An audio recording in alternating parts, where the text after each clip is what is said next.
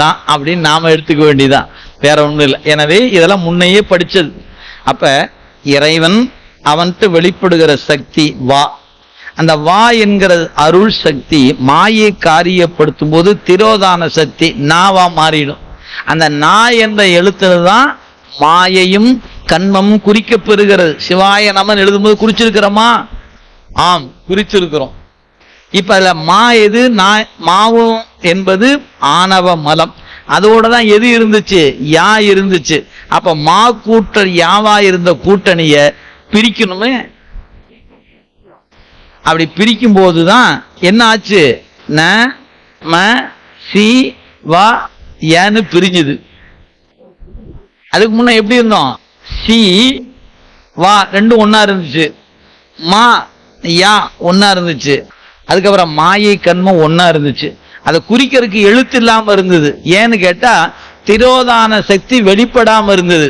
இப்ப மாயை வெளிப்படுத்து காரியப்படுத்தும் போது தனு கரண புவன போகமாக அது விரிவடைந்த நிலையில அது வெளிப்படுத்திய அந்த சக்தி திரோதான சக்தி ஆயிற்று. எனவே சீயிலிருந்து வா வெளிப்பட்டது.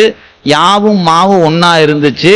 மாயை கண்மம் கூட்டின உடனே இந்த கூட்டணி என்ன ஆகி போச்சு? உள்ள பூந்து அப்படி லேசா அப்படி கலக்கி பிரிச்சு வச்சுது. எப்படி பிரிச்சுது?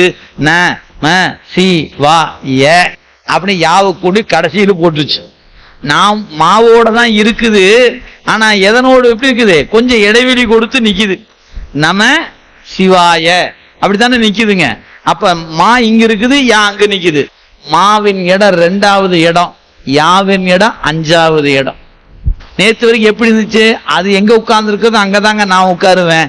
2 பேரும் ஒன்னாத்தான் உட்காருவோம், 2 பிரியெல்லாம் மாட்டோம் அப்படின்னு நேற்று இருந்தோம். இப்ப என்ன பண்ணாரு? அட அங்கதான் இருக்கிறீங்க, இந்த 5 சேர்ல நீ 5வது சீட்ல உட்காந்துக்க, 2வது சேர்ல உட்காந்துக்க, அவ்வளவுதான், 2 ஒரே வரிசையில் தான் இருக்கிறீங்க அப்படின்னு சொன்னவங்க. சரி சரின்னு கொஞ்சம் தேத்திக்கணும். பரவாயில்ல, ஒரே வரிசையில தான் இருக்கிறோம், ஒரே அறையில தான் இருக்கிறோம், சரி சரி அப்படின்னு ஏத்துக்கிட்டோம். அப்படியே பாடம் நடக்க அப்புறம் ஒரு ப்ராசஸ் போச்சு. மெல்ல மெல்ல அது சிவாய நமன் மாறிச்சு. இப்ப என்னாச்சு?